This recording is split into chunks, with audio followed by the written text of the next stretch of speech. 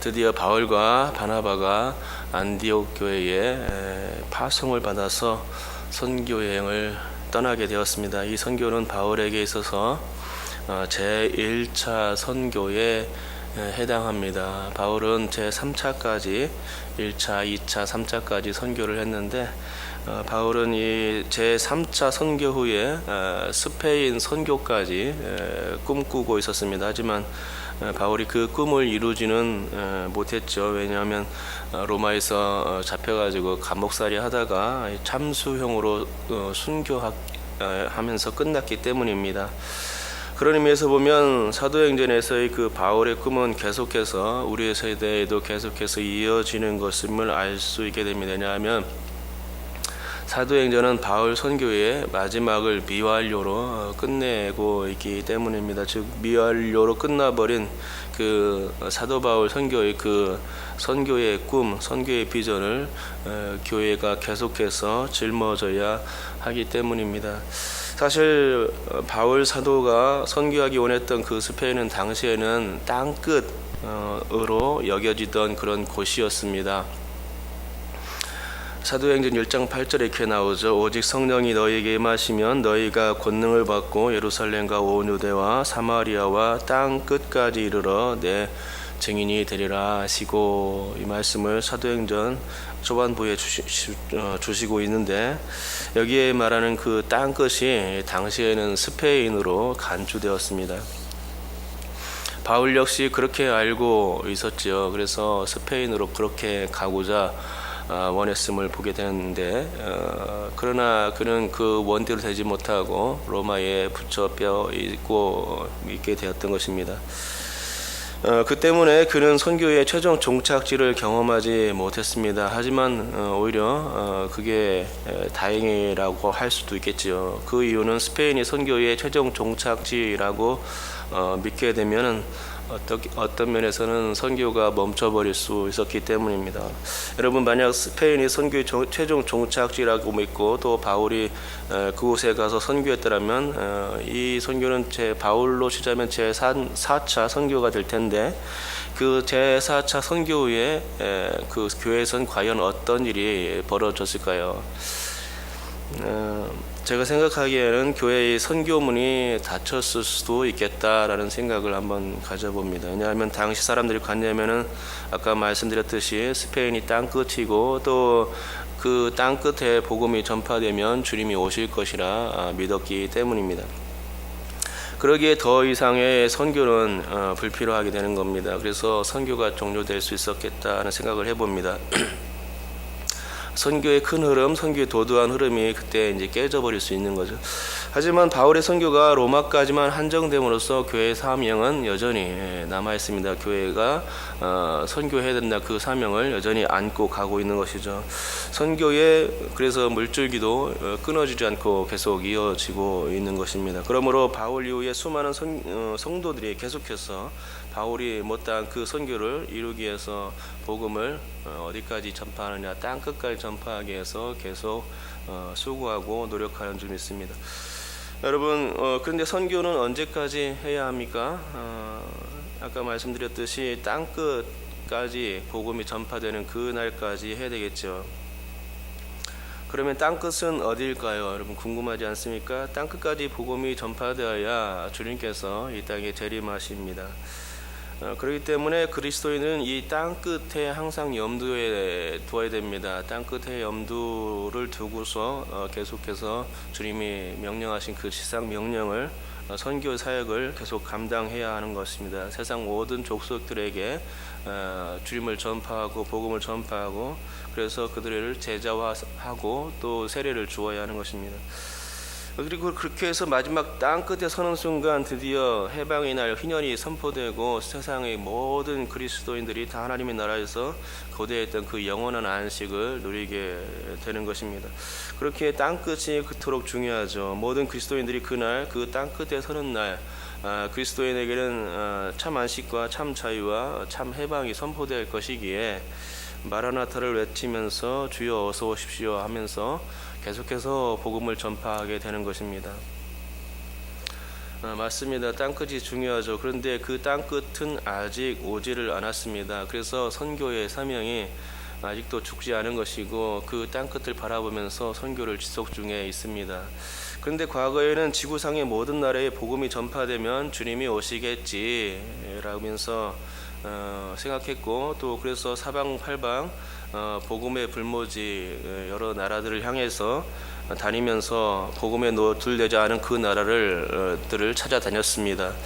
하지만 지금은 세계적인 브리테니커 백과사전에도 나올 만큼 복음은 모든 나라를 다 정복했다는 것이죠. 거의 모든 나라 언어로 그 성경이 번역되었다는 것입니다. 그런데도 주님은 오실 기미가 없습니다. 세상의 모든 나라를 정복했는데도 불구하고 주님이 오시지 않습니다.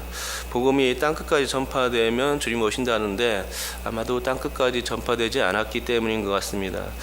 그래서 말하길 각 나라만 아니라 각 족속과 방언도 얘기했으니 이제 미전도 종족에게 관심을 가져야 하는구나. 미전도 종족에게도 찾아가서 복음을 전파하면 주님이 그 미전도 종족이 다 예수를 믿을 때 예수 복음을 알게 될 때에 그 주님의 나라가 오겠구나, 세상 끝이겠구나 라면서 미전도 종족에 관심을 갖고 복음을 전파하고 있는 중이죠. 그러면 과연 미전도 종족들에게 복음을 다 전파하면은 그것이 그 땅끝일까요? 저는 아니라고 봅니다. 물론 지구상의 모든 미전도 종족들에게 복음을 전파해야 할 사명이 우리 각자에게 있고 교회에게 있는 것은 분명합니다. 그리고 그 미전도 종족들에게 그들에 맞는 언어에 맞는 그 성경을 번역해서 공급해 주는 것도 영혼사에게 매우 귀한 그런 사역이 되는 줄 믿습니다.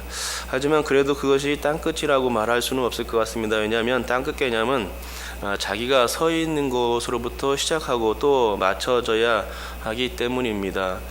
즉 사도행전 1장 8절과 같이 복음의 시작이 예루살렘이었기 때문에 땅끝은 다시금 예루살렘까지 예루살렘으로 다시 들어가야 하는 것이죠.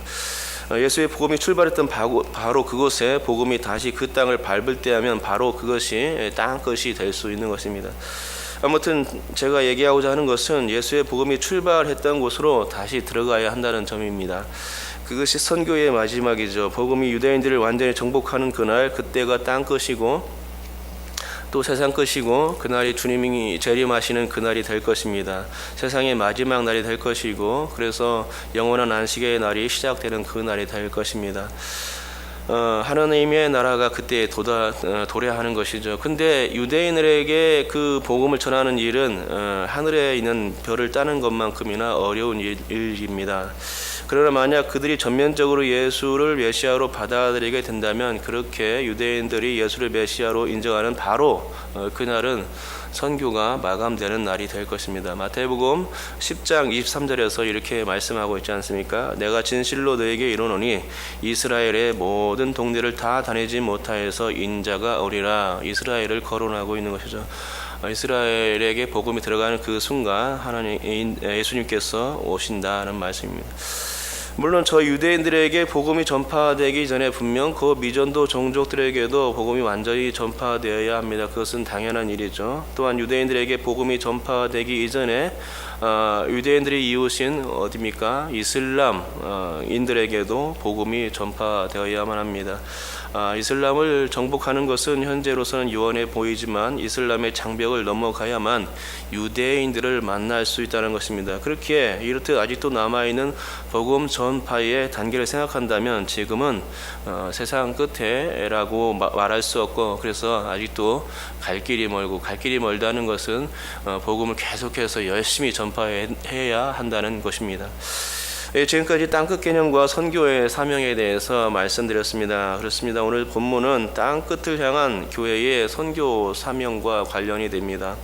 본문은 안디옥 교회의 선교죠. 안디옥 교회가 이처럼 선교의 사명을 갖게 된 것은 무엇 때문이냐? 성령님께서 지시하셨기 때문입니다.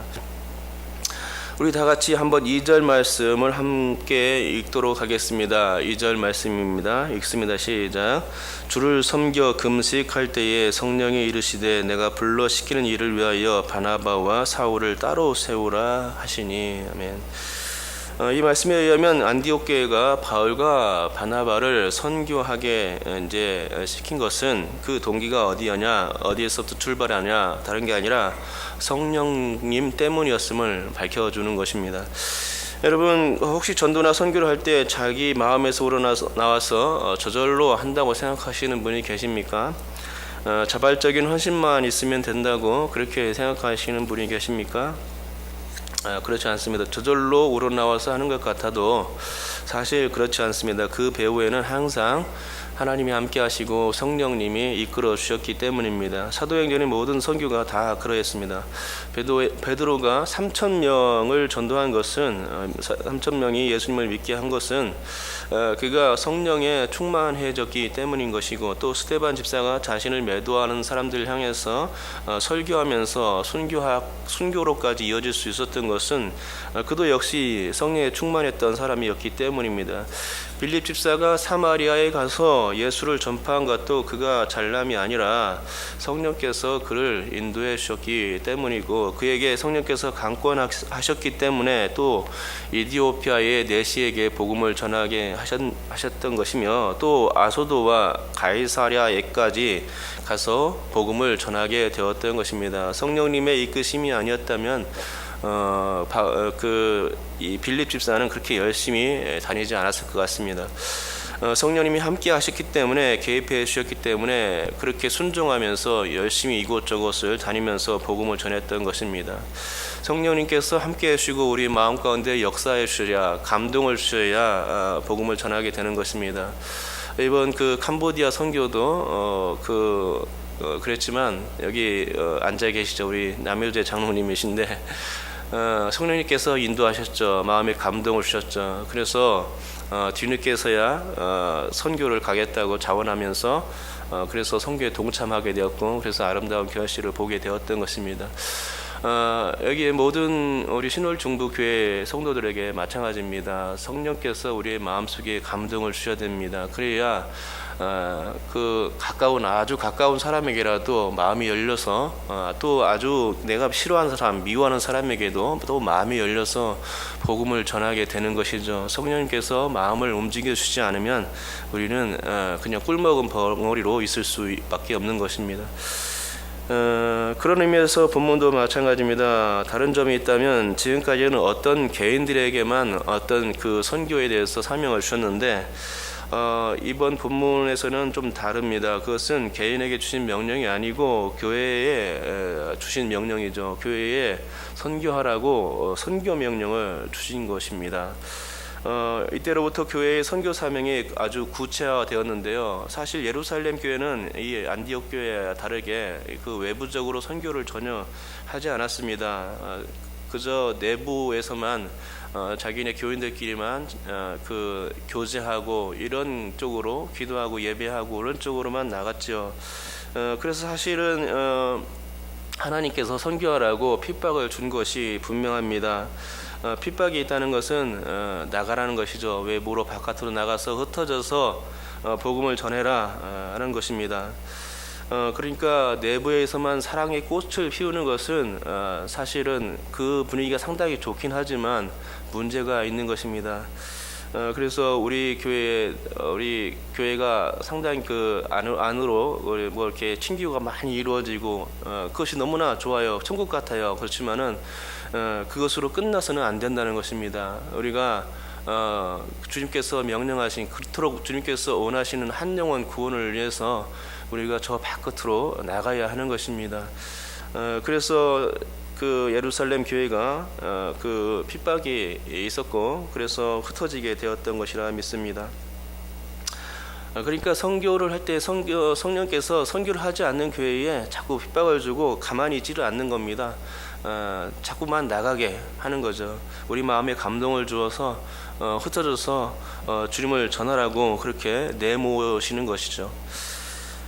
아무튼 안디옥 교회는 성령님의 그 부르심을 받았고 그 부르심에 순종한 그런 교회였다는 것입니다. 그래서 교회가 이제부터는 이제 선교, 개인 선교가 아니라 교회적 차원에서 선교가 이제 시작되게 됩니다. 성령님께서는 금식 기도하는 몇 사람에게 나타나서 바울과 사울을 따로 세워라 이렇게 명령하셨고, 또 교회는 이 일에 복종하였고 급히 두 사람을 세워서 그들에게 기도하고 안식하고 안수해 줌으로써 이제 드디어 파송하게 된 것입니다. 그렇습니다. 교회의 생명은 안에서만 머물러 있는 그런 교제로 끝나서는 안 됩니다. 사랑의 꽃을 피우는 것은 굉장히 중요하지만 그것은 어떤 식으로 갈 수 있게 되냐면 세상과 우리 교회는 완전히 갈라서는 흑백 논리로 갈라서게 될 수 있다는 것입니다. 전혀 세상에 관심을 갖지 않을 수 있게 되는 것이죠. 담을 쌓게 되고, 그래서 유대인들처럼 선민주의, 어떤 선민주의에 빠져들어서 너는 너고 세상은 세상이고 우리는 우리야, 우리는 구원받았어, 너희는 아니야 하면서 장벽을 만들 수가 있게 되는 것입니다. 그러므로 오늘 우리는 본문의 이 말씀에 귀를 기울여야만 할 것입니다. 그 성령님의 음성에 귀를 기울여야 하고, 또 언제든 그분의 명령에 복종하며 순종하며 나갈 수 있어야 하는 것이죠. 그래야만 교회는 생명력 있게 되고 또 주님의 뜻을 세상 가운데 온전히 이룰 수 있게 될 줄 믿습니다. 그런 의미에서 우리 신월 중부교회가 그런 교회가 되기를 원하고 3년 동안 캄보디아 선교를 했는데 앞으로도 계속해서 그런 선교의 일을 계속해서 감당해야 될 줄 믿습니다. 항상 주님의 음성에 귀를 기울이는 교회가 되어야 되는 거죠.